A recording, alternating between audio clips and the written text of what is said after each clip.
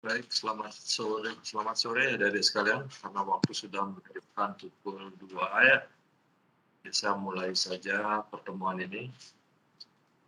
Ini pertemuan keberapa ya di mata kuliah mikrobiologi farmasi? Masih ingat? Kemudian setelah ini saya berapa kali dialokasikan waktu, kemudian habis saya ada yang ngajar lagi ya? Untuk jadwal ini udah ke pertemuan ke-8, Pak. Jadi 4 Bu Retno, 4 Bu Chandra, dan sama Pak Darmayasa juga. Jadi udah ke 12. 12 kali. Iya.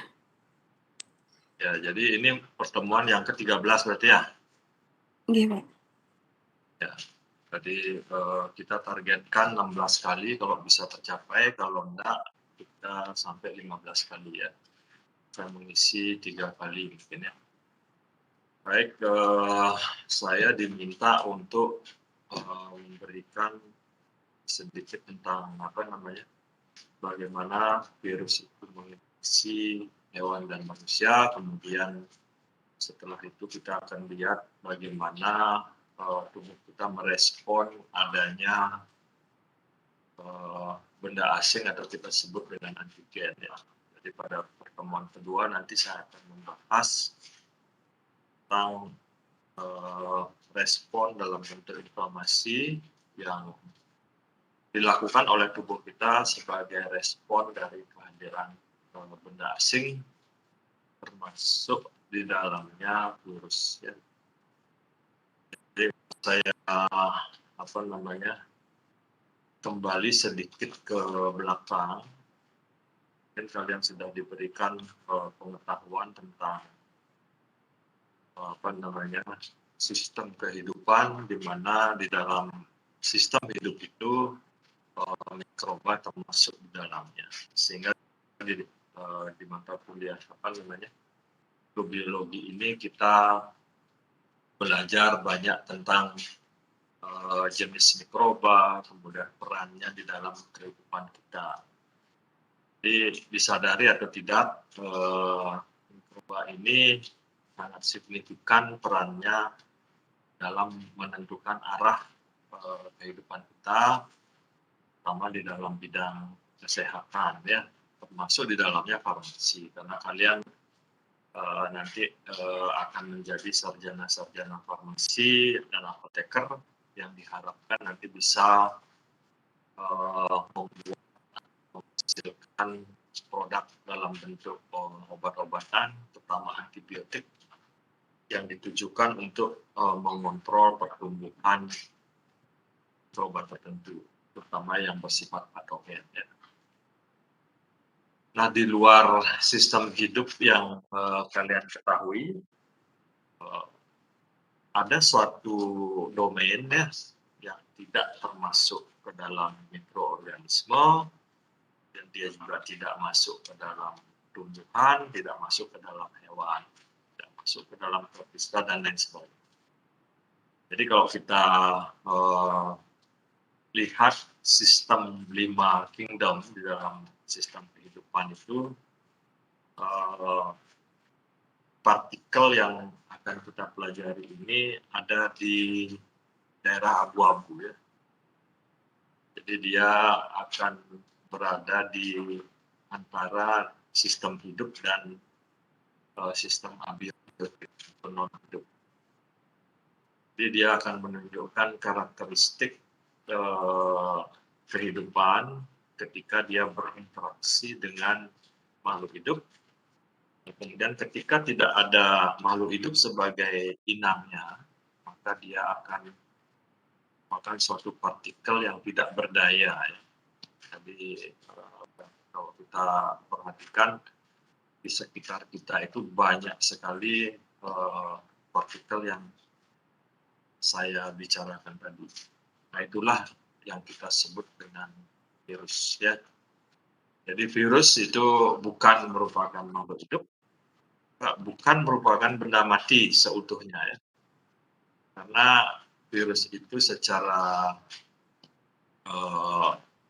nature-nya atau karakteristik dasarnya, dia akan menunjukkan sifat-sifat kehidupan itu ketika dia menemukan inangnya atau host dari virus.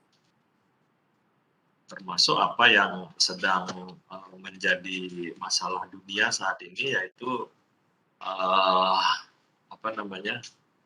pandemi yang disebabkan oleh COVID-19 ini, yang mutasinya juga sangat cepat, sehingga dalam waktu yang sangat singkat muncul varian-varian baru yang menyebabkan tubuh kita atau tubuh manusia yang secara spesifik bisa diinfeksi, terutama di daerah saluran respirasi kita. Nah, itu secara terus-menerus harus mengcounter dengan mutan-mutan baru. Walaupun kita sekarang sudah divaksin ya, sudah 2 kali misalkan untuk vaksinasi varian yang lama, ketika varian yang baru itu muncul, maka dia juga bisa terjadinya infeksi lanjutan. Ya. Dari beberapa literatur yang saya baca, bagaimana karakteristik dari proses infeksi corona ini, di situ disebutkan bahwa dia mempunyai materi genetik berupa RNA yang sangat-sangat rentan terhadap faktor lingkungan, sehingga dia akan mengalami perubahan sekuens nukleotida. Ya. Nah, akibatnya apa? Muncul varian baru yang sedikit berbeda atau mungkin secara keseluruhan dia bisa berbeda. Nah, ketika terjadi mutasi pada beberapa kodon, misalkan sehingga merubah urutan asam amino dari epitop yang dia punya atau protein permukaan, kalau kita bisa sebut, yang match dengan reseptor yang ada pada epitel saluran pernapasan kita, maka ini akan menimbulkan permasalahan baru. Nah, kemudian kalau misalkan muncul secara keseluruhan atau sebagian besar, misalkan peptide sequence-nya itu mengalami perubahan, sehingga secara keseluruhan urutan asam amino pada protein epitopnya itu berubah, maka mau tidak mau kita harus divaksin kembali ya. Jadi ini seolah-olah kita berkejar-kejaran dengan virus COVID-19 ini untuk menemukan cara bagaimana menyelamatkan umat manusia ini secara keseluruhan. Jadi sebenarnya kalau kita lihat sejarah bagaimana virus ini terjadi, sebenarnya virus yang ada saat ini mempunyai cikal bakal yang sama dengan beberapa virus influenza varian lama yang secara rutin setiap tahun umumnya menginfeksi kita, sehingga muncullah gejala flu pada orang itu. Nah, kemudian beberapa tahun lalu, 2-3 tahun ini ya, itu virus itu sangat masif mutasinya, sehingga secara total tubuh kita itu harus mempelajari dia, sehingga diperlukan waktu yang cukup bagi tubuh kita untuk menghasilkan antibodi yang dibutuhkan untuk menangkal kehadirannya. Jadi itu sebabnya kita harus sangat hati-hati, yang walaupun sebenarnya yang menyebabkan terjadinya mutasi itu adalah ulah kita sendiri ya. Kalau kita lihat dalam 100 tahun terakhir ini, sumber daya alam itu dieksploitasi sangat berlebihan oleh investor yang sama sekali tidak mengetahui bagaimana sistem biologi itu bekerja. Gitu ya. Masuk di dalamnya virus itu bekerja seperti apa di dalam menyebabkan terjadinya infeksi. Jadi kalau kita lihat ke belakang dalam 100 tahun terakhir ini terjadi peningkatan emisi, misalkan emisi karbon dioksida. Nah, kemudian akibat dari itu adalah terjadinya pemanasan global, perubahan iklim di mana-mana. Nah, inilah yang menjadi pemicu akibat dari eksploitasi yang berlebih ini, daya dukung bumi ini menjadi berkurang, gitu ya. Perubahan-perubahan di lingkungan seperti temperatur terutama ini akan menyebabkan virus-virus atau patogen itu mengalami kerusakan pada bagian-bagian tertentu dari sekuens DNA-nya, sehingga mereka juga memerlukan suatu mekanisme agar bisa survive. Salah satu cara yang dilakukan adalah melakukan proses mutasi. Ya. Jadi mutasi yang dilakukan itu merupakan suatu proses adaptasi yang memungkinkan mereka bisa survive pada lingkungan yang baru. Ya. Akibatnya terjadilah pandemi. Jadi saya pikir ini adalah mekanisme bagaimana caranya alam untuk melakukan asasinasi secara tanda kutip ya, untuk menseleksi siapa yang bisa survive nantinya melewati masa kritis pandemi ini. Nah, jika populasi manusia itu bisa berkurang dan alam itu diberi istirahat selama beberapa tahun, ya, ini akan mengembalikan iklim yang lama yang kita nikmati 100 tahun yang lalu. Bisa kita rasakan sekarang ketika aktivitas manusia itu secara drastis berkurang dalam 1-2 tahun ini, bisa kita rasakan musim penghujan di Bali itu mulai teratur terjadi. Sebelum 3 tahun terakhir ini kita tidak bisa memprediksi kapan musim hujan, kapan musim kemarau. Ya. Nah, kalau sekarang sudah hampir mendekati kondisi yang sebelumnya. Mulai bulan Oktober itu sudah mulai ada hujan. Nah, ini sebenarnya masih perlu bumi kita itu diistirahatkan, berikan kesempatan kerusakan yang terjadi selama 100 tahun terakhir ini direcover oleh kita, sehingga temperatur itu tidak terlalu tinggi ya. Nah, jadi itu introduction yang berkaitan dengan virus ini. Sekarang saya akan men-share sedikit materi ya, sampaikan video ringan ya.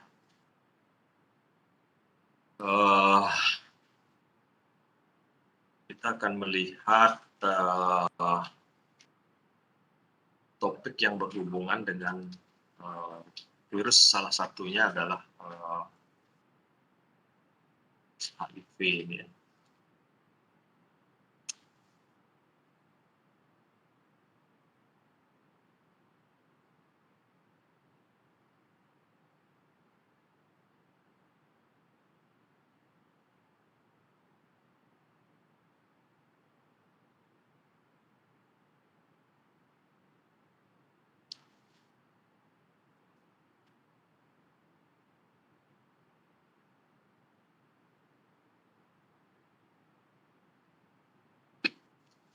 Sudah tampak slide saya? Sudah, Bapak. Sudah, Bapak. Oke. Oke, ini adalah salah satu partikel yang tadi saya bicarakan di dalam pendahuluan itu, HIV ya.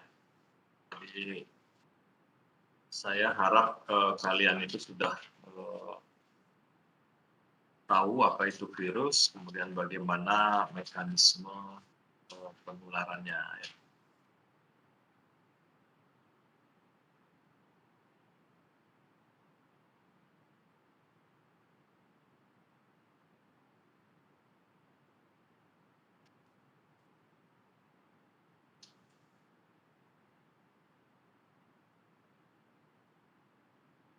Oke. Nah, mungkin kalian sudah sering mendengar apa istilah HIV itu. Ini adalah salah satu virus yang termasuk ke dalam retrovirus ya. Karena materinya kurang lebih sama materi genetiknya dengan virus COVID-19, yaitu berupa RNA sebagai komponen utama dari materi genetiknya. Nah, yang kita bahas di sini adalah sekilas tentang virus ini. Di HIV ini meledak kasusnya itu sekitar tahun 80-an, dan ketika itu saya masih duduk di bangku sekolah dasar ya. Di situ ada suatu simptom penyakit yang aneh begitu, yang ketika seseorang itu terinfeksi oleh kuman, dia tidak mudah tersembuhkan atau recovery-nya sangat-sangat lambat atau bahkan hampir impossible. Nah, itu yang kemudian dikenal dengan istilah AIDS ya. Nah, ini tidak memandang kasta orang itu,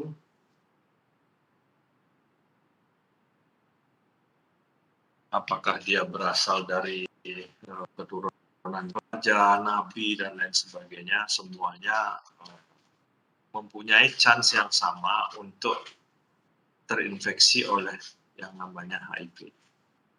Nah, jadi kita akan lihat pendahuluannya tentang HIV itu apa, kemudian epidemiologinya, artinya penyebarannya itu seperti apa, kemudian seberapa masif dia menyebar ke seluruh permukaan bumi untuk menginfeksi manusia. Ya.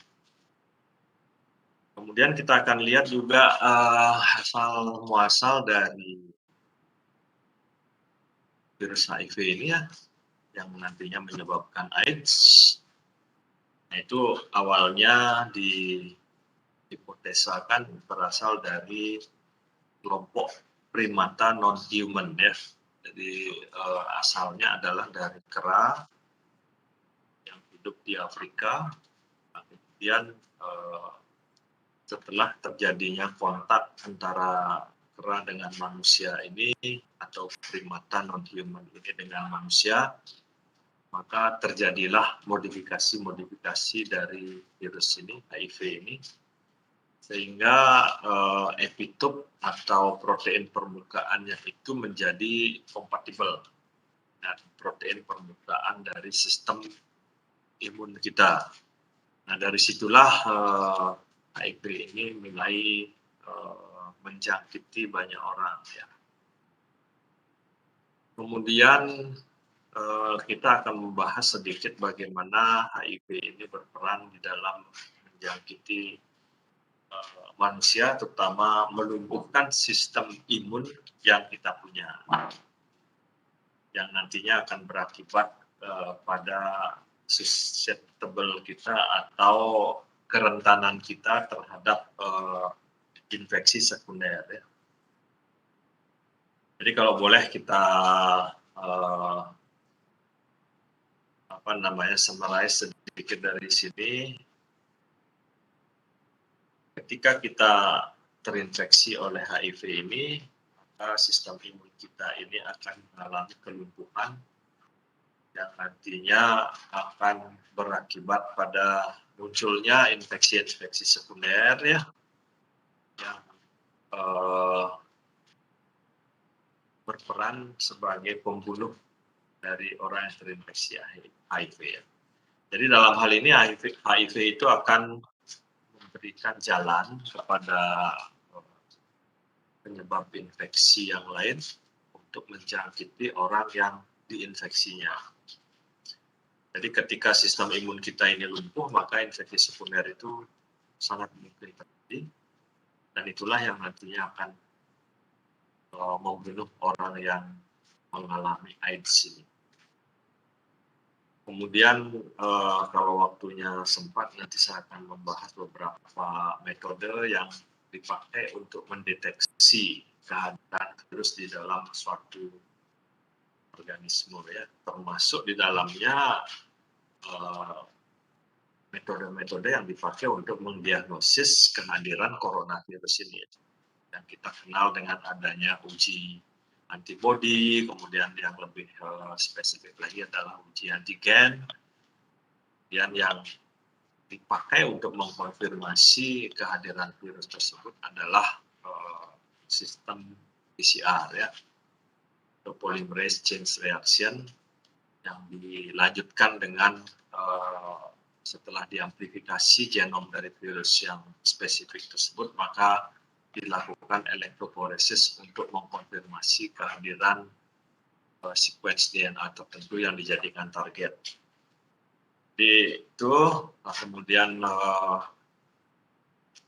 bagian akhir itu adalah bagaimana treatment yang dilakukan oleh bidang kesehatan di dalam mentreatment orang yang sudah terlanjur terinfeksi oleh HIV. Nah, kemudian bagaimana kemungkinan dibuatnya vaksin?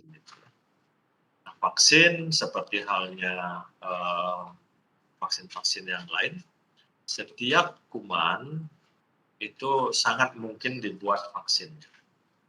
Tetapi yang menjadi pertanyaan, apakah vaksin itu nanti efektif untuk mencegah terinfeksinya kita, itu sangat ditentukan oleh laju mutasi dari agen yang menyebabkan infeksi. Ya. Jadi kalau kita lihat HIV, kemudian COVID-19 itu mempunyai laju mutasi yang sangat cepat, ya vaksin yang ditemukan saat ini mungkin tidak akan bermanfaat lagi ketika muncul varian baru.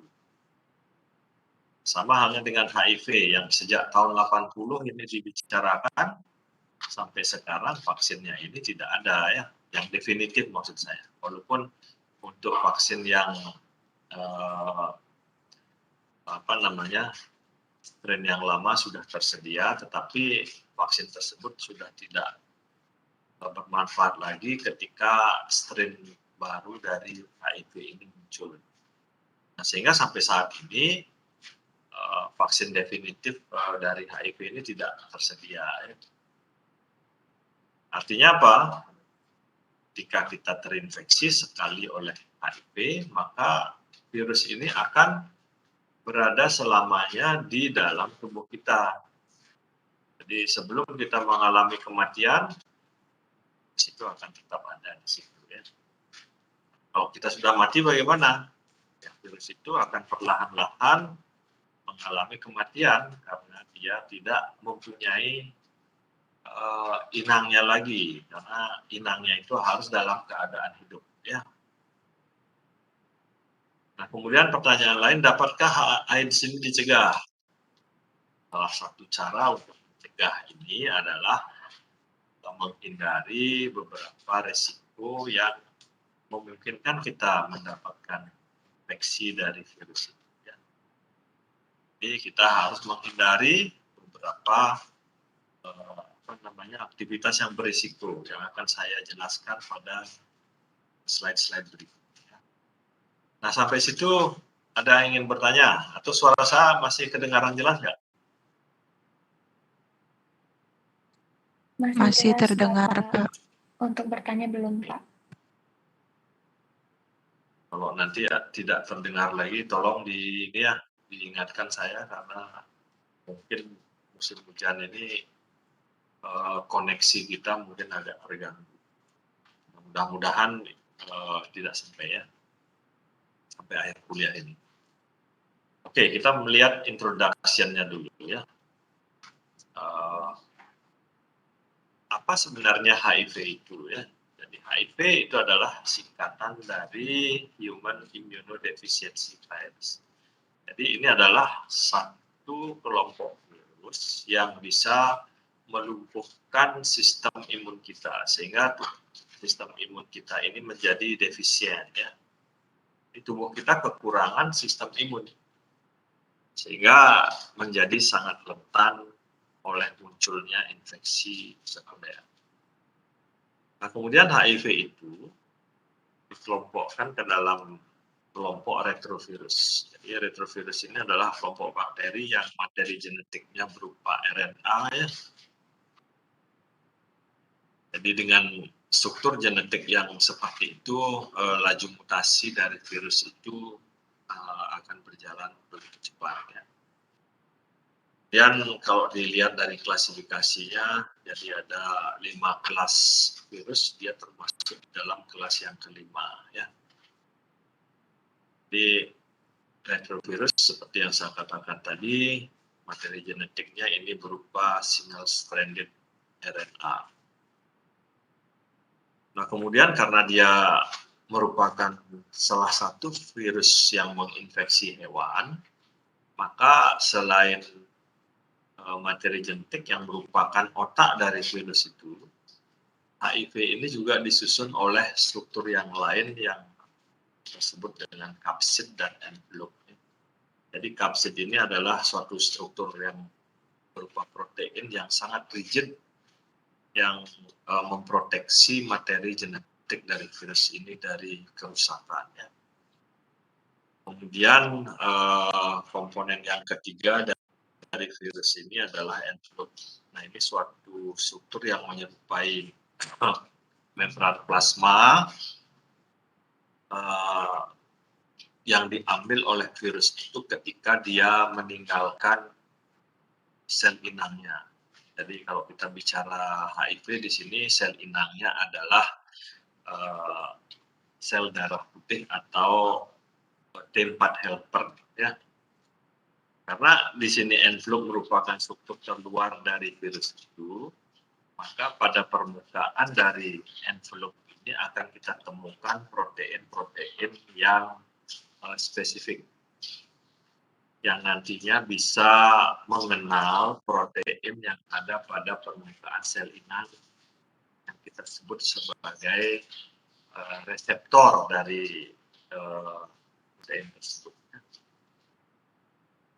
Kemudian kalau kita lihat ukuran dari HIV itu sangat-sangat kecil dia, jadi antara 80 sampai 130 nanometer. Nah ini kalau kita harus menyaring virus ini, kita harus membuat sesuatu yang diameter porinya itu lebih kecil dari 80. Nah, kemudian ketika kita terinfeksi oleh ini dan setelah sekian tahun berjalan, maka muncullah suatu gejala yang kita sebut dengan AIDS. Ya. AIDS itu adalah singkatan dari Acquired Immunodeficiency Syndrome. Ya. Itu adalah sindrom atau simptom yang ditunjukkan oleh seseorang yang sudah terinfeksi oleh HIV. Ya. Nah, kemudian tipe-tipe HIV yang sudah dikenal sampai saat ini itu ada 3 tipe. Ada tipe 1, 2, sampai 3. Ya. Nah, yang paling banyak dikenal sebagai penyebab AIDS di seluruh dunia. Ya. Nah, untuk pertama kalinya dideteksi di Amerika. Walaupun mungkin origin dari virus HIV ini bukan dari sana, tetapi di USA karena metode deteksi untuk virus itu jauh lebih maju daripada negara-negara berkembang yang ada di Afrika, maka HIV itu untuk pertama kalinya dideteksi di Amerika sekitar tahun 80. Dan untuk HIV tipe 3 itu masih sangat sedikit informasi dan sampai sekarang mungkin tidak banyak diketahui dan dibahas karena ini hampir tidak ada asosiasi atau menyebabkan mungkin HIV ya. Nah, yang paling banyak menjadi penyebab AIDS itu adalah 1 dan 2.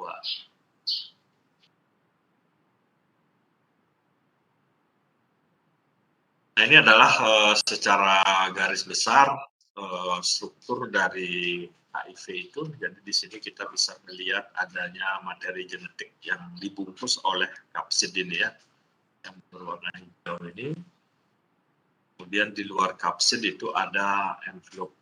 Nah, ini strukturnya persis sama dengan membran plasma dari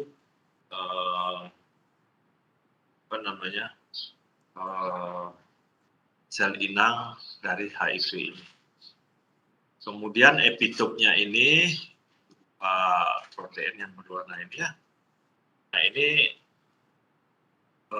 umumnya terdapat pada permukaan envelope gitu ya. Nah, inilah yang nanti akan berfungsi sebagai penanda ya, yang bisa mengenali reseptor yang ada pada sel darah putih manusia. Dan ini juga nanti jenis-jenis protein yang ada ini itu akan menentukan organisme apa saja yang bisa diinfeksi oleh virus ini. Jadi itu yang kita sebut dengan host range ya. Jadi setiap virus mempunyai range of organisms yang bisa diinfeksi oleh dia. Nah, siapa yang memperantarai proses infeksinya itu adalah ini ya, protein-protein yang ada pada permukaan virus itu, yang kita sebut dengan epitop. Ya. Jadi tergantung pada jenisnya, semakin banyak jenis protein yang bisa kita temukan pada permukaan dari virus ini, maka semakin banyak jenis organisme atau semakin banyak jenis sel yang bisa diinfeksi ya, oleh virus tersebut. Nah, siapa yang mengkode pembentukan protein ini? Nah, yang mengkode ini adalah materi genetiknya ya. Jadi ketika terjadi mutasi pada materi genetik itu, maka jenis protein yang ada pada epitop ini juga akan mengalami perubahan. Jadi itu yang menjadi permasalahan saat ini ya. Menghentikan laju mutasi itu sangatlah tidak mungkin. Apalagi untuk virus-virus yang termasuk ke dalam retrovirus.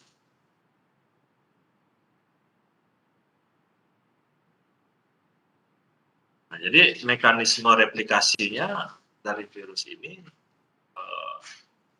itu sama dengan virus-virus yang lain yang terdiri dari 5 tahapan itu ya. Pertama, dia harus mampu menempel pada permukaan sel inangnya. Nah, ini yang diperantarai tadi oleh protein spesifik yang terdapat pada permukaan dari virus itu ya. Jadi HIV juga melakukan itu. Jadi pada permukaannya itu ada protein yang mengenali protein permukaan yang ada pada sel inang. Nah, kemudian segera setelah dia menempel, jadi kalau dia hanya bisa menempel saja, belum tentu dia bisa menyebabkan infeksi. Harus dia melalui beberapa tahapan, terutama sintesis ini ya. Karena di dalam proses sintesis ini dia akan mengeksploitasi sel yang diinfeksinya. Nah, jadi segera dia setelah melakukan penempelan pada permukaan sel inang, kan dia mulai memasukkan materi genetiknya saja ya.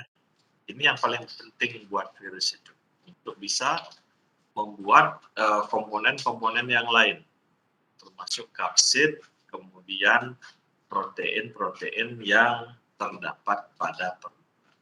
Ya.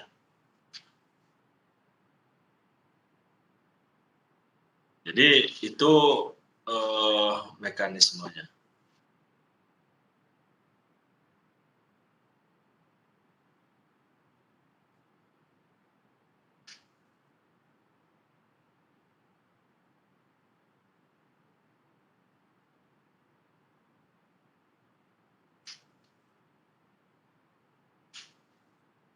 Nah, kemudian suara saya masih kedengaran ya? Masih, Pak. Oke. Nah, kemudian setelah materi genetiknya ini berada di dalam sel inang, dia akan mulai mengendalikan proses-proses yang dilakukan oleh sel inang. Jadi di situ dia akan menggunakan seluruh energi sumber daya termasuk enzim yang dimiliki oleh sel inangnya itu untuk mensintesis materi-materi yang dibutuhkan untuk membuat virus yang lengkap. Nah, proses itu kita sebut dengan sintesis. Nah, jadi dia harus melewati fase ini supaya dia bisa memperbanyak diri ya. Jadi dengan menggunakan materi genetiknya, komponen-komponen yang diperlukan untuk membuat suatu virus yang lengkap itu dibuat ya, termasuk protein-protein dengan menggunakan energi yang dimiliki atau sumber daya yang dimiliki oleh sel inangnya. Nah, untuk HIV, inangnya itu adalah sel T4 helper ya. Itu yang dieksploitasi biar dia membuat materi-materi yang dibutuhkan untuk komponen virusnya. Kemudian setelah semua materi yang dibutuhkan untuk membuat komponen virus tersebut, maka dia mulai melakukan proses perakitan atau assembling ya, yang kita sebut dengan maturation. Jadi ibaratkan ini suatu pabrik, ada pabrik sepeda motor gitu lah ya. Dan ada satu kelompok yang membuat knalpotnya, ada satu kelompok orang yang membuat lampu dan lain sebagainya. Setelah semua komponen itu tersedia, maka kalau kita rakit, maka jadilah dia suatu sepeda motor. Itulah yang kita sebut dalam fase assembling atau maturation. Nah, kemudian setelah semua komponen itu dirakit menjadi komponen virus yang lengkap, maka virus itu siap untuk keluar dari sel inangnya. Nah, ini bisa melalui jalur yang kita sebut dengan jalur litik atau lisogenik ya. Nah, coba dilihat itu perbedaan antara jalur litik dan lisogenik ketika terjadi proses rilis atau keluarnya sel virus itu atau partikel virus itu dari inangnya. Nah, partikel-partikel baru yang lepas dari sel inangnya itu akan siap menginfeksi sel inang yang lain. Kalau kita berbicara HIV, satu sel darah putih itu bisa menghasilkan beberapa puluh partikel baru HIV di dalam satu sel darah putih. Dan yang 20 ini siap menginfeksi 20 sel darah putih yang baru. Sehingga percepatan dari infeksi itu akan sangat cepat. Nah, seperti halnya virus influenza, jadi kalau kita berada satu ruangan dengan satu orang saja yang terinfeksi atau mengidap flu di situ, maka dalam hitungan jam kalau sistem imun kita itu tidak cukup baik atau kondisi kita tidak fit untuk meng-counter itu, maka dalam hitungan jam kita akan menunjukkan gejala yang sama. Itu gejala influenza itu ya. Nah, jadi begitu cepatnya virus itu melakukan proses replikasi diri ketika dia berinteraksi dengan inangnya. Nah, dalam kasus HIV, ini misalkan satu partikel virus HIV yang tadinya merupakan partikel yang tidak berdaya, begitu ya. Nah, ketika dia menemukan inangnya dalam bentuk sel darah putih, CD4 atau ada yang juga menyebutkan T4 helper, maka inangnya ini akan berfungsi sebagai pabrik virus baru ya. Jadi ketika ini masuk ke sini, maka di dalam pabrik ini dia akan diperbanyak. Kemudian setelah selesai 5 tahap tadi yang saya jelaskan, maka dia akan keluar dari sel inangnya dalam bentuk partikel baru ini. Ini adalah HIV baru yang sudah terreplikasi di dalam sel darah putih, dan ini siap untuk mencari pabrik-pabrik baru ya. Jadi dia mencari yang lain. Dan ketika dia menyelesaikan proses infeksinya, maka pabrik ini kan mengalami kehancuran. Habis dia ya. Nah, sampai situ ada yang ingin ditanyakan dulu sebelum saya lanjutkan ke slide berikutnya.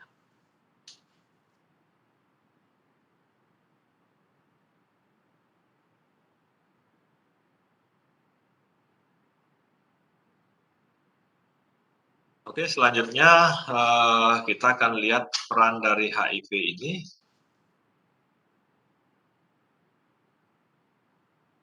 Oke, dari chat saya lihat belum ada yang bertanya, berarti suara saya masih kedengaran ya. Nah, jadi peran HIV dalam kesehatan ini sangat sentral sekali ya. Jadi dia merupakan suatu obligat parasit yang melumpuhkan sistem imun ya. Jadi HIV merupakan salah satu subjek yang dari dulu dipelajari dan sampai sekarang pun masih orang mencari alternatif menyelesaikan infeksi yang disebabkan oleh HIV. Nah, mengapa dia menjadi subjek untuk dipelajari? Karena makin banyak orang yang terinfeksi ya. Jadi sampai saat ini mungkin puluhan juta orang sudah mengalami kematian akibat terinfeksi HIV. Nah, ini risetnya di seluruh dunia ya, untuk menyediakan vaksin. Walaupun sudah saya katakan tadi bahwa sampai saat ini belum ada vaksin yang definitif untuk mencegah terjadinya infeksi oleh HIV. Nah, sehingga riset ini terus berlangsung. Walaupun sekarang banyak ditujukan untuk obat-obatan yang nantinya bisa menekan laju replikasi dari virus. Apakah dia menghambat proses penempelan pada sel inangnya atau menghambat proses sintesa protein dari virus itu sendiri, yang terdiri dari proses transkripsi dan translasi yang sudah saya berikan ketika kalian mengambil mata kuliah biologi sel mungkin tahun yang lalu ya. Itu jadi ketika kita berbicara masalah sintesa protein, virus itu obatnya diharapkan menghambat kerja enzim yang terlibat dalam proses transkripsi atau translasi. Nah, itu target yang ingin dicapai oleh para ilmuwan mendapatkan vaksin. Oke, nah itu sekilas tentang HIV. Nah, sekarang kita lihat AIDS ya. Nah, ini adalah simptom atau sindrom yang disebabkan oleh terinfeksinya HIV ya. Nah, ini merupakan suatu sindrom yang tampak berupa munculnya berbagai penyakit aneh pada tubuh kita seperti diare yang tidak tersembuhkan, kemudian influenza yang tidak bisa sembuh atau kalaupun mengalami kesembuhan itu akan memakan waktu yang lama. Nah, itu disebabkan oleh berkurangnya atau bahkan lumpuhnya sistem imun kita ya. Jadi kalau ini mengalami kelumpuhan, maka tubuh kita tidak akan bisa mengcounter munculnya penyakit-penyakit yang berasosiasi dengan itu, yang akan saya berikan pada slide berikutnya. Nah, jadi penderita AIDS ini itu akan sangat mudah terinfeksi ketika sistem imunnya ini menjadi lumpuh. Jadi dia akan mudah terinfeksi oleh berbagai penyakit yang tidak terjadi pada non penderita ya. Ini kalau kita bandingkan antara orang yang terinfeksi dengan yang tidak terinfeksi, maka orang yang terinfeksi itu akan jauh lebih mudah terinfeksi oleh berbagai kuman yang nantinya akan membunuh si penderita ini secara umum ya. Nah, jadi saya akan menunjukkan beberapa jenis penyakit yang berasosiasi dengan terinfeksinya tubuh kita oleh HIV. Nah, ini adalah beberapa penyakit yang ditemukan seperti TBC ya, pneumonia, gastrointestinal diseases ya, dan skin and mucosal membrane lesion, encephalitis, pneumonia dan lain sebagainya termasuk meningitis ya. Itu akan mudah bisa terambati pada orang yang menderita AIDS.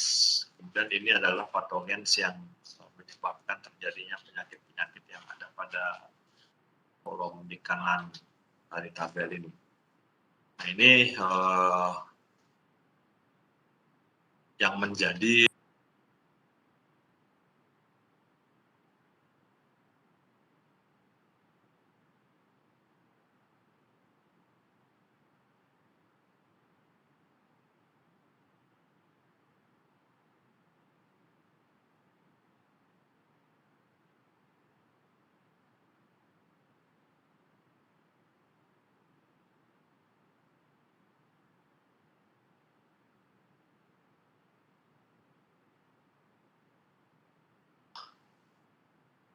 halo, sekarang gimana? Tes. Sudah Masih kedengaran suara saya? Oke. terdengar, Pak.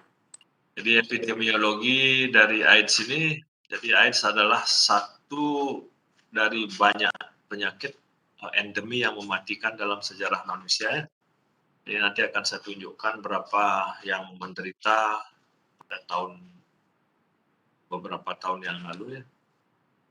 Nah, jadi seperti yang saya katakan tadi, ini muncul tahun 80-an pada kalangan komunitas homoseksual dan pengguna intravenous drug di California.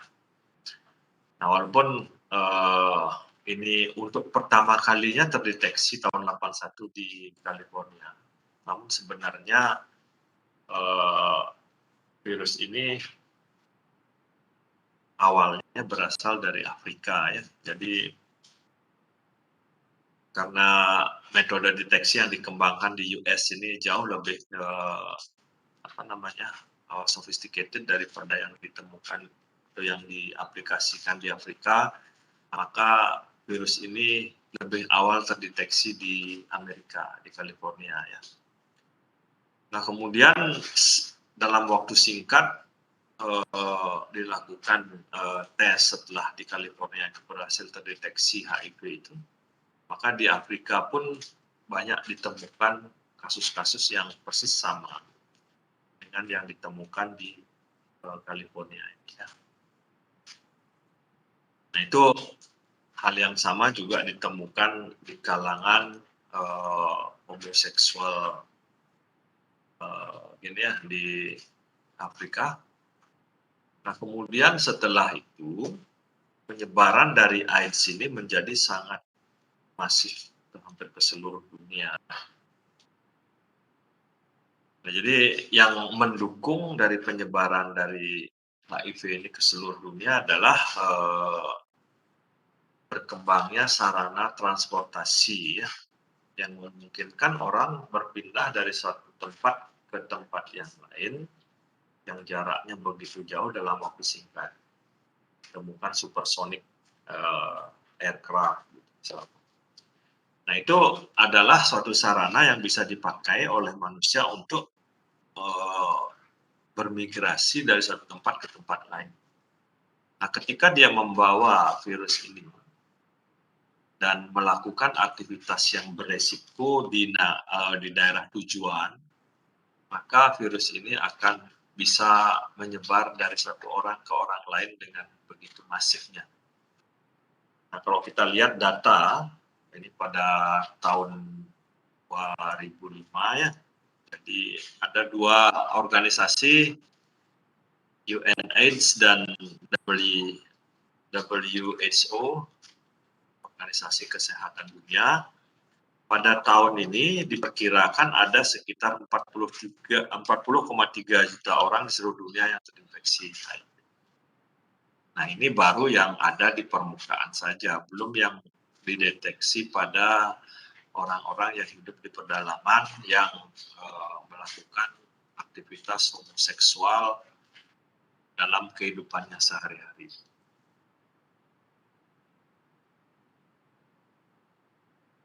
Kemudian dari 40,3 juta tadi, 26 juta diantaranya ini berdomisili di Afrika.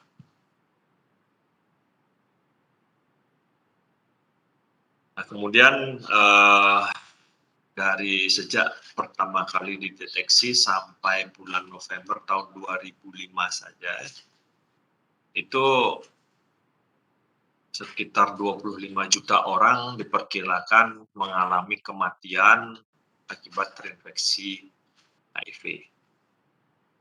Nah, di antara 25 juta ini, tahun 2005 saja ya, itu sekitar 3 juta orang ini mengalami kematian akibat AIDS. Ini adalah jumlah yang sangat besar ya. Jadi, kalau kita lihat sekarang penduduk Bali itu sekitar 3 jutaan, itu artinya seluruh penduduk Bali, kalau semuanya 3,1 juta ini berdomisili di Bali, musnah kita di Bali. Nah, kemudian kasus-kasus baru terus mengalami peningkatan sehingga sampai saat ini kalau kita lihat HIV ini bisa kita deteksi di hampir seluruh pelosok dunia ya. Jadi tidak terkecuali di kota kecil, kemudian di pedesaan bahkan ya. Nah, yang menjadi masalah di sini adalah karena HIV itu atau AIDS ini dianggap sesuatu yang tabu begitu ya, maka orang itu sering menyembunyikan status kesehatannya, terutama yang disebabkan oleh infeksi HIV. Ini dianggap suatu penyakit yang kotor begitu ya. Nah, ini justru berbahaya sekali. Ketika kita menyembunyikan ini, maka orang itu akan berpeluang untuk menyebarkan HIV ini ke orang-orang yang lain. Karena kalau kita lihat riwayat dari tingkat kesehatan dari orang terinfeksi sejak awal sampai dia mengalami kematian itu bisa berlangsung selama 15 tahun. Nah, dalam 10 tahun pertama umumnya dia masih tampak sehat tanpa menunjukkan gejala penyakit. Nah, gejala penyakit itu muncul bisa di tahun ke-5 sampai di tahun ke-10. Itu tergantung pada kondisi orang per orang. Jadi berbeda satu dengan yang lain. Nah, inilah yang menyebabkan fenomena penyakit AIDS ini seperti fenomena gunung es yang kelihatan permukaannya saja, tapi sebenarnya di bagian bawah itu masih banyak orang yang terinfeksi yang kita sebut dengan OTG itu ya. Jadi dia tidak menimbulkan gejala, tetapi berpotensi untuk meneruskan penyakit ini kepada orang lain, terutama dia kalau berinteraksi. Nah, ini bisa difahami ketika awal pertama kali ini dideteksi, ini merupakan suatu penyakit yang aib bagi suatu keluarga yang ada anggota keluarganya yang terdeteksi. Mereka sering dikucilkan. Atau dengan kata lain ada stigmatisasi di situ, ada proses pengucilan dari penderita ini oleh masyarakat, sehingga mereka cenderung untuk menyembunyikan status kesehatannya itu supaya tidak diketahui oleh orang lain. Dan setelah diketahui mekanisme bagaimana virus ini menyebar, maka edukasi pada masyarakat itu perlu diberikan supaya tidak terjadi diskriminasi kepada orang yang terinfeksi ya. Nah, mungkin di sekolah menengah ketika kalian masih di SMP atau di SMA, di situ ada kelompok siswa peduli AIDS itu ya. Jadi yang disebut dengan KSPAN. Nah, ini perlu disosialisasikan terus. Yang penting bagi kita di sini adalah kita mengetahui bagaimana mekanisme penularan penyakit ini sehingga kita bisa lebih waspada gitu, untuk menangkal virus ini bisa menginfeksi kita. Nah, ini kalau kita lihat di peta ini bisa kita lihat epidemik dari virus ini secara mengglobal. Jadi pada tahun 2005-an itu lebih dari 42 juta orang terinfeksi ya. Jadi slide saya ini sudah dari tahun yang lalu belum saya update, tetapi di dalam setiap kuliah saya update dengan informasi yang saya punya. Ya. Nah, kemudian dari mana sebenarnya HIV itu berasal ya? Nah, jadi pada awalnya ada sejenis virus yang menyerupai HIV yang teridentifikasi pada di Afrika. Dan setelah itu diidentifikasi, maka ilmuwan itu berkesimpulan bahwa HIV itu awalnya menginfeksi ini ya non-human primate, jadi primata non manusia, termasuk kera, gorila dan lain sebagainya. Disitulah awalnya HIV ini berasosiasi. Kemudian virus itu mengalami proses evolusi atau perubahan secara perlahan akibat adanya perubahan iklim, kemudian kondisi lingkungan. Nah, itu akibat dari evolusi ini, maka virus itu menjadi kompatibel dengan protein-protein reseptor yang ada pada sel tubuh kita. Ya. Nah, jadi beberapa studi genetik virus yang ditemukan ini sudah sangat jauh evolusinya dari HIV yang dikenal sebelumnya, yang sekarang dengan sebelumnya. Nah, walaupun demikian, para ilmuwan itu masih berkesimpulan bahwa ada kemungkinan beberapa kelompok dari virus tersebut berkerabat dekat dengan HIV. Jadi ada jejak-jejak ininya, kalau sekarang istilah kerennya jejak digital lah ya. Jadi yang menunjukkan kekerabatan antara virus penyebab AIDS itu yang ada sekarang dengan yang ditemukan pada kera itu. Nah, jadi dengan mutasi tadi, kompatibilitas dari virus itu terhadap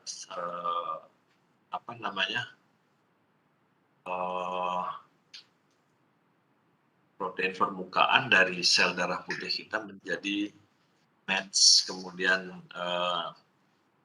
kebetulan di dalam sel darah putih T4 helper itu dia mempunyai sumber daya dalam bentuk energi atau protein-protein enzim tertentu yang memungkinkan virus itu melakukan replikasi di dalam sel inangnya.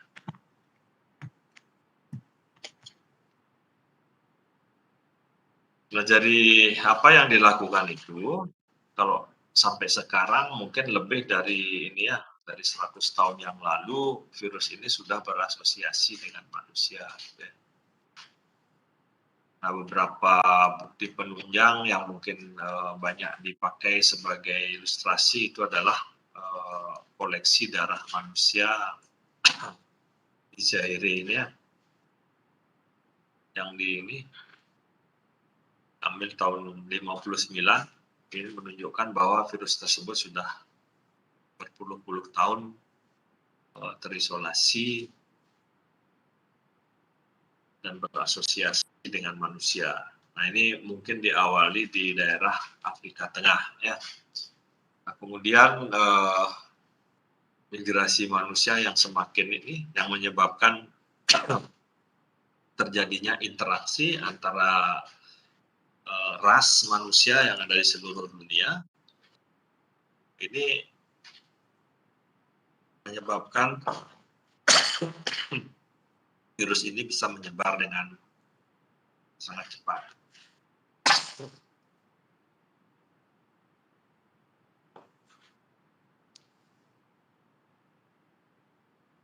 Oke, masih bisa kedengaran suara saya?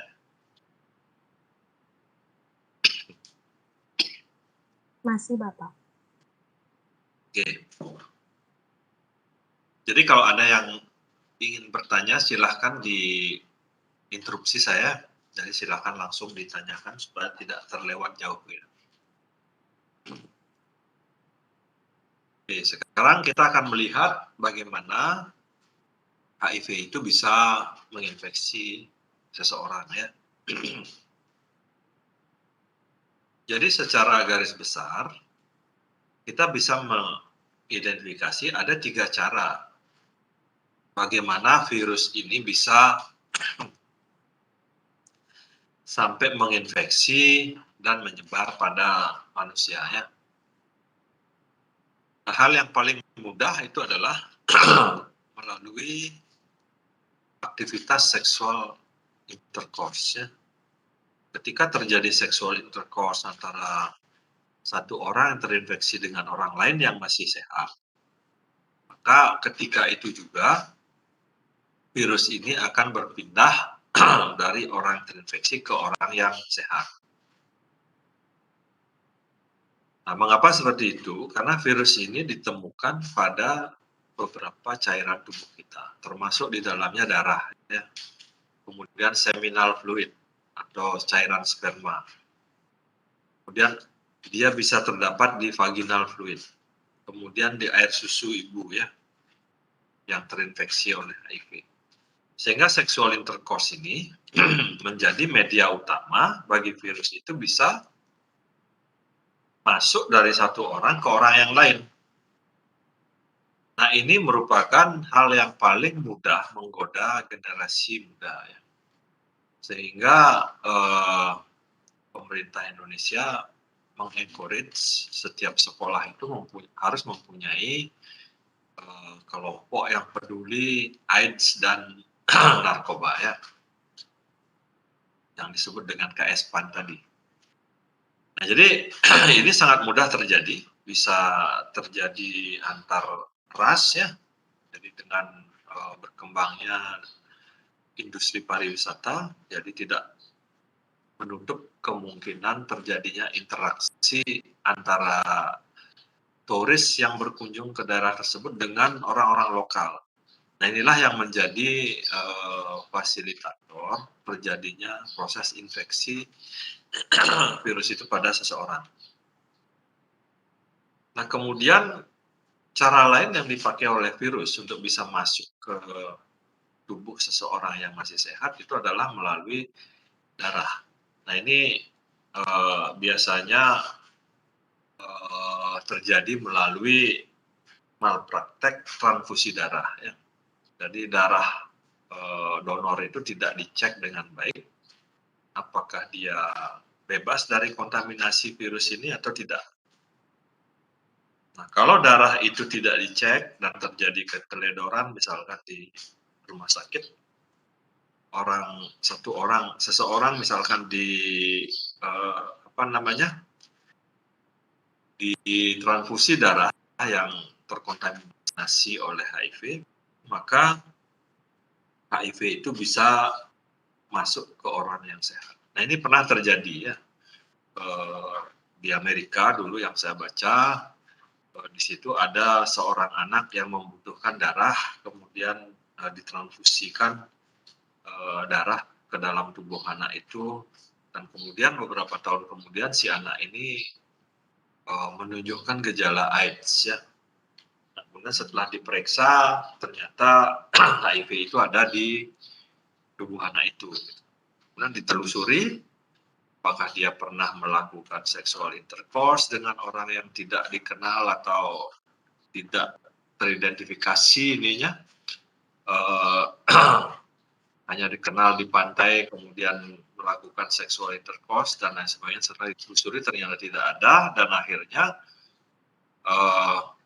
blood transfusion inilah yang diklaim sebagai penyebab anak ini mengalami gejala AIDS. Nah, kemudian rumah sakit itu digugat oleh keluarga anak ini, akhirnya dimenangkan oleh keluarga ini. Tapi tidak ada artinya sebenarnya ketika salah satu anggota keluarganya menjadi terinfeksi akibat malpraktek ini, itu akan menjadi biaya yang sangat mahal yang tidak ternilai harganya ketika dia harus kehilangan satu anggota keluarganya setelah beberapa tahun nanti mengidap AIDS itu ya. Nah, kemudian transmisi dari virus itu juga bisa terjadi dari seorang ibu yang terinfeksi kepada anaknya ya. Nah, ini bisa terjadi selama kelahiran, proses lahiran, atau melalui proses menyusui ya. Walaupun ada beberapa kasus anak yang dilahirkan dari seorang ibu yang terinfeksi oleh HIV ini tidak menunjukkan atau terdeteksi adanya HIV pada anak itu. Nah, itu artinya miracle still happen ya. Jadi masih ada keajaiban di situ. Mungkin kasus seperti itu terjadinya satu kasus di antara sekian ribu kasus yang ada ya. Jadi berapa ribu kelahiran ada satu di antaranya tidak ya, terinfeksi oleh HIV. Nah, mengapa seperti itu? Karena di dalam cairan vagina di mana bayi itu lewat ketika dia lahir, akan ada cairan vagina dari ibunya itu akan terminum oleh dia ya ketika proses lahiran. Nah, oleh karena itu ini harus dilakukan sangat hati-hati, sebisa mungkin tidak terjadi penularan dari seorang ibu yang terinfeksi kepada anak.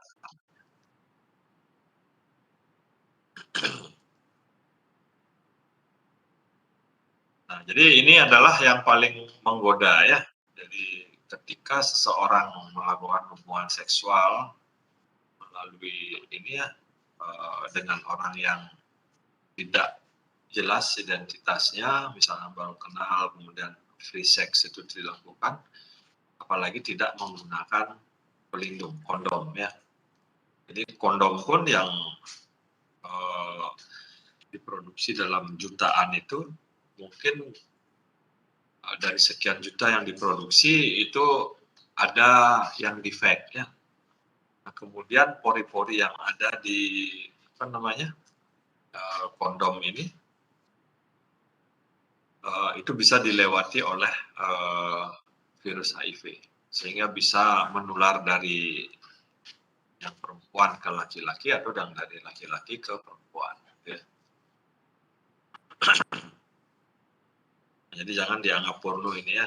Ini adalah gambar yang saya ambil dari ceramah-ceramah di KS PAN.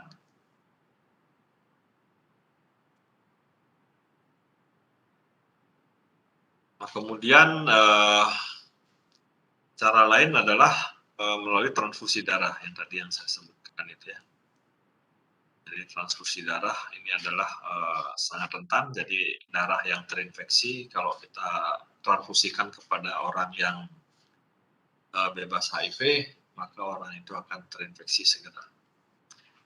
Nah, kemudian yang berikutnya adalah penggunaan jarum suntik secara bersama-sama yang dilakukan oleh pecandu narkoba misalkan ya. Jadi misalkan ada sekelompok orang seperti ini, menyuntikkan drugs atau narkoba melalui venanya, di intravenous injection itu. Dan ini orang yang berkumpul ini mungkin dia tidak tahu salah satu diantaranya membawa HIV.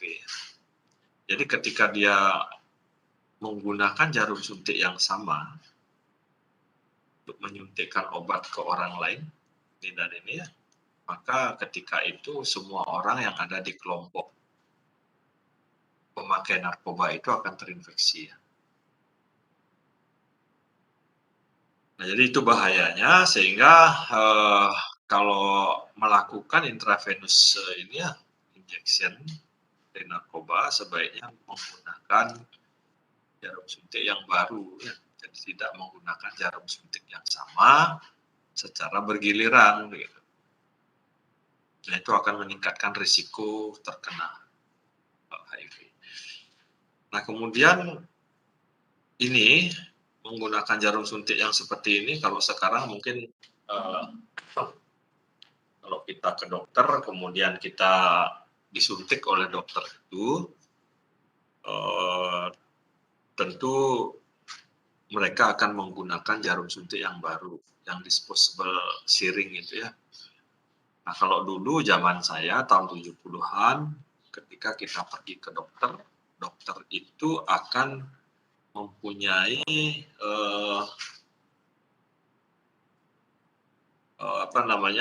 dokter itu mempunyai satu jarum suntik saja ya, yang kemudian dipakai ke beberapa pasien yang ini. Bahkan semua pasien yang datang ke dia itu akan disuntik dengan menggunakan jarum suntik yang sama. Ya. Jadi alat suntiknya itu akan direndam di alkohol. Nah, kemudian setelah direndam akan dipakai lagi untuk menyuntikkan obat subkutan itu ya. Nah, jadi yang praktik penggunaan jarum suntik seperti itu saat ini sudah tidak dilakukan lagi. Jadi syring yang dipakai untuk menginjeksi itu harus terbuat dari plastik dan disposable ya, sekali pakai ya. Nah, itu adalah untuk menghindari terjadinya penularan penyakit yang disebabkan oleh virus terutama HIV.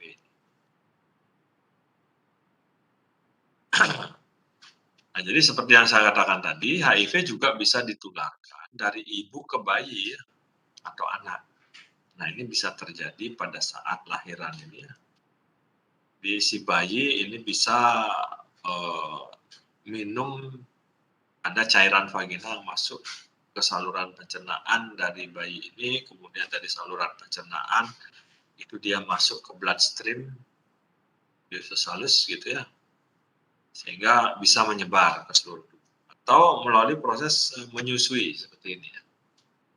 Di kemungkinan air susu ibu ini mengandung virus kemudian akan menular ke bayi yang sedang disusuinya.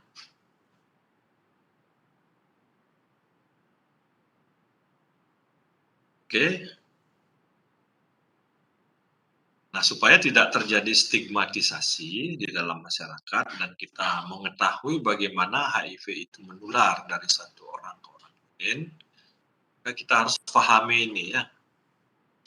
Jadi HIV itu tidak bisa menular ketika kita menggunakan alat dapur yang sama dalam bentuk cangkir, kemudian sendok, gitu ya. Selama sebelum kita pakai alat-alat ini, kita lakukan proses pencucian atau kita cuci dulu dengan bersih supaya liur dari orang itu tidak ada yang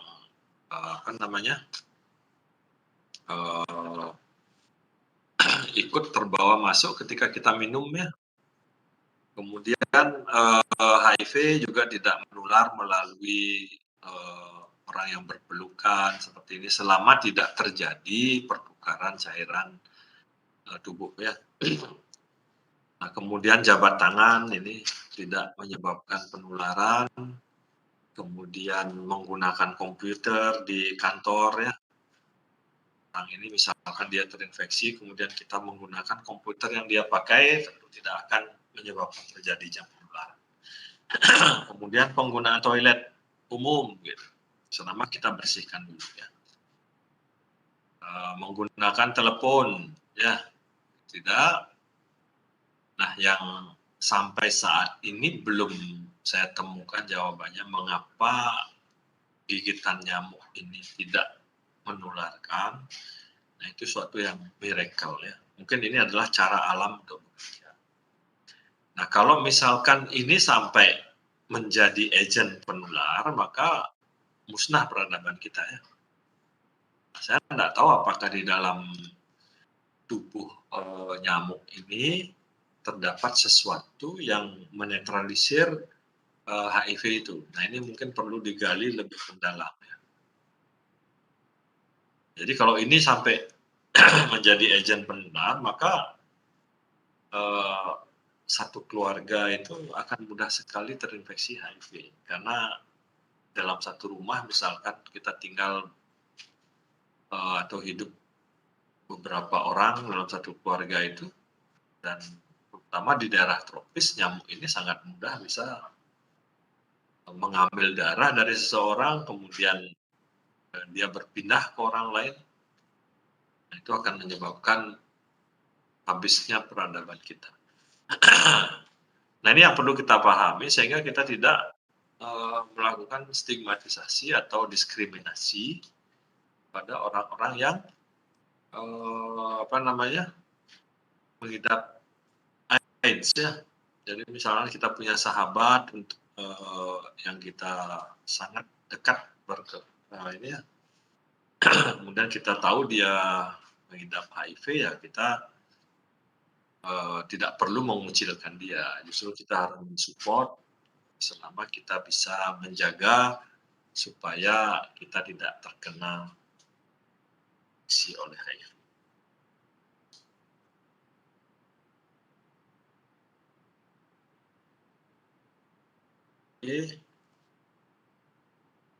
Nah, ini adalah perjalanan bagaimana penyakit HIV ini, AIDS ini atau infeksi HIV menyebabkan kematian seseorang sejak dia diinfeksi untuk pertama kalinya.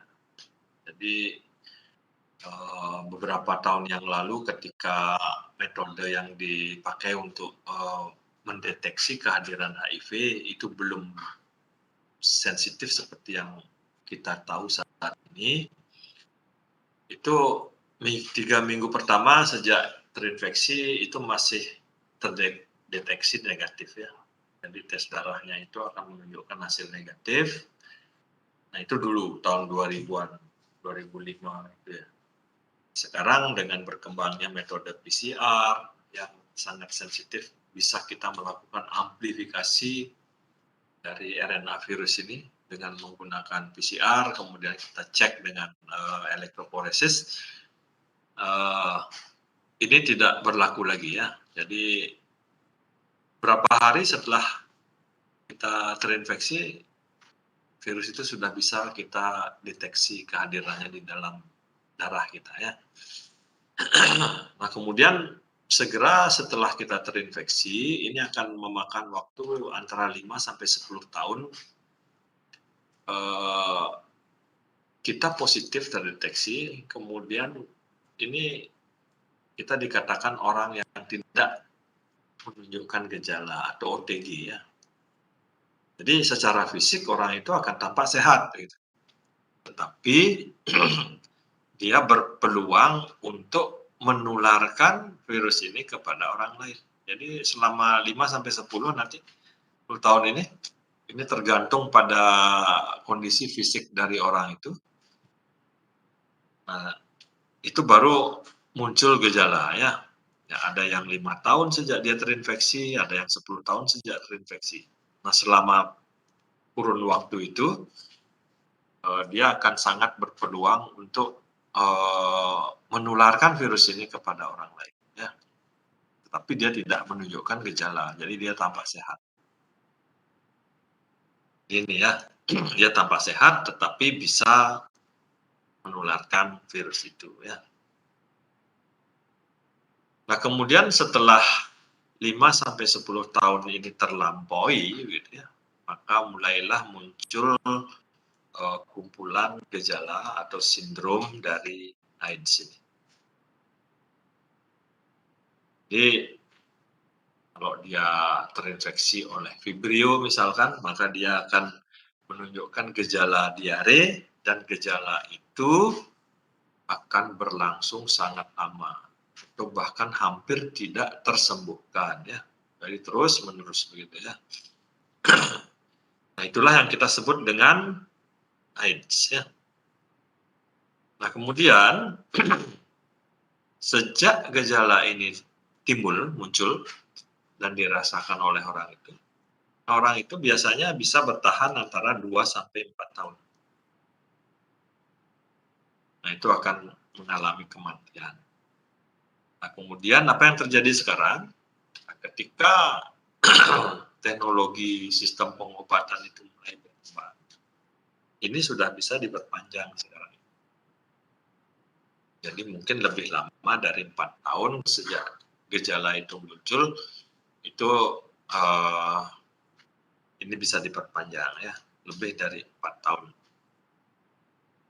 Nah, jadi hanya mengulur waktu sedikit supaya sampai orang itu mengalami kematian.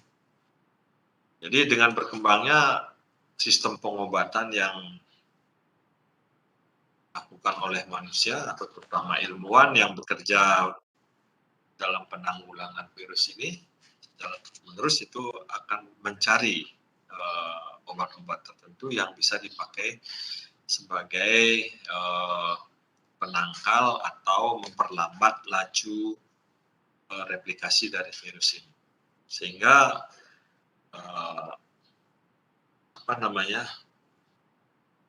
masa sejak gejala itu muncul sampai orang itu mengalami kematian itu bisa diperpanjang. Jadi ilustrasinya seperti ini ya.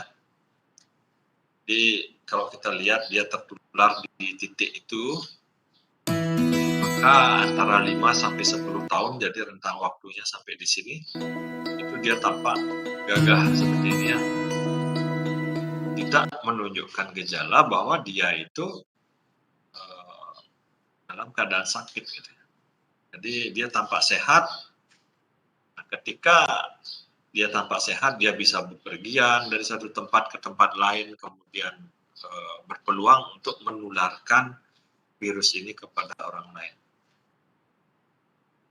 Nah, kemudian untuk pertama kalinya ketika gejala itu muncul, maka antara 2-4 tahun itu ya, saya katakan tadi, maka dia harus sudah mempersiapkan kaplingan ini ya.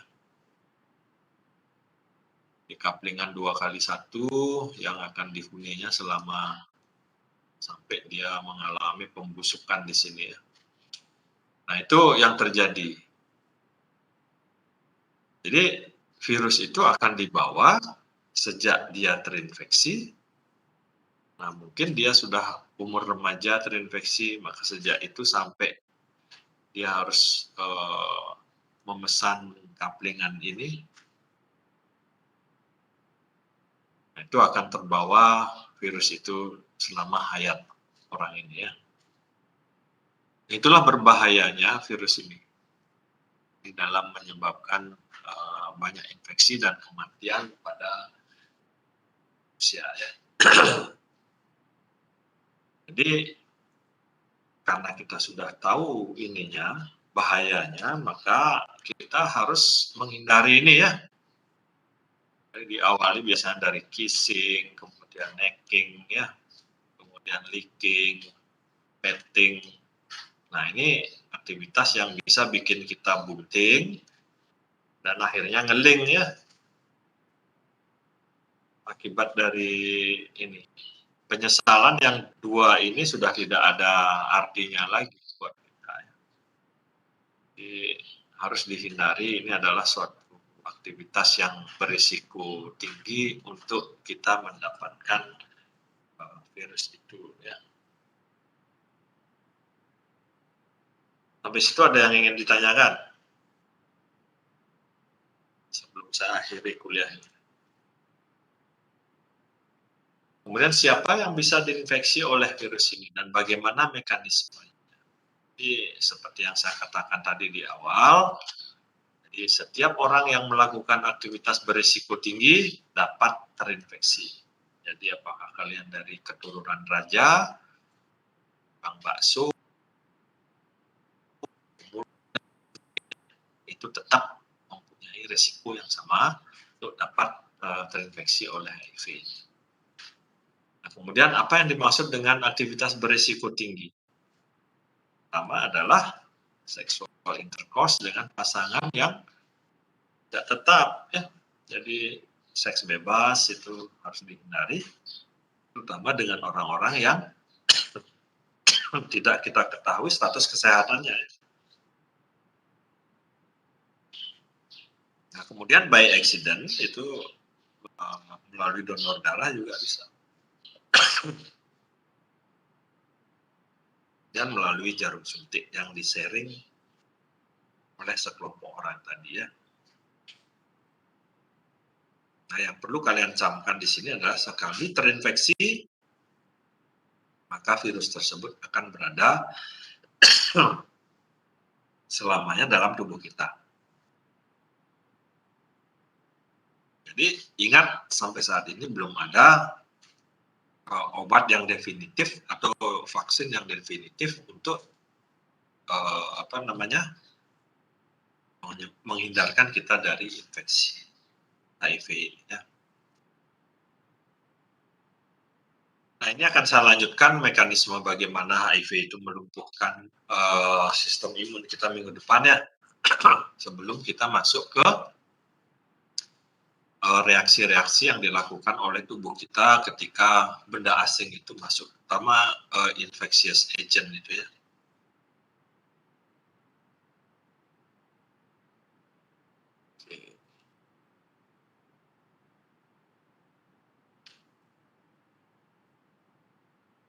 Oke, itu yang bisa saya sampaikan untuk kuliah pertama ini. Dan kita akan lanjutkan ini minggu depan, dan sebagian nanti kita masuk ke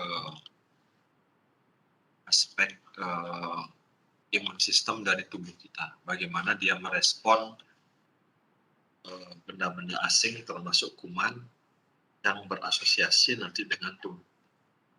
Nah, sampai sini ada yang ingin ditanyakan dulu? Saya buka 1-2 pertanyaan kalau masih ada.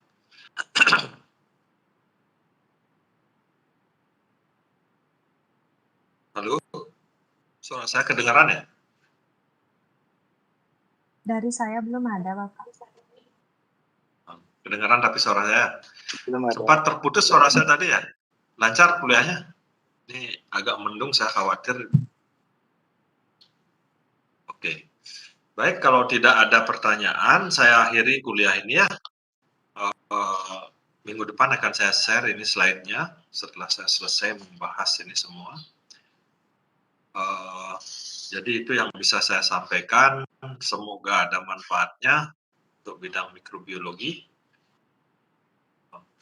Saya akhiri pertemuan ini dengan menutup ruangan, ya. Terima kasih atas perhatiannya. Selamat sore. Selamat sore Bapak, terima kasih banyak. Sorry Pak, terima kasih.